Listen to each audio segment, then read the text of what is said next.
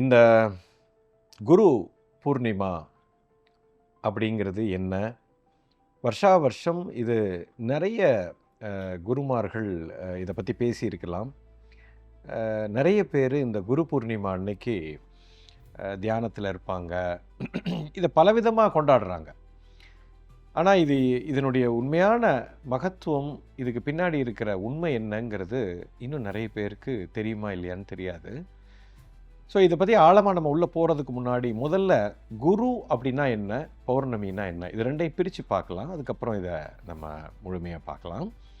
குரு அப்படின்னா என்ன அப்படிங்கிறத நம்ம தெரிஞ்சுக்கணும். கு அப்படின்னா இருள் அப்படின்னு அர்த்தம், அல்லது இருட்டுன்னு சொல்லலாம், அல்லது அறியாமை என்று அழைக்கலாம்.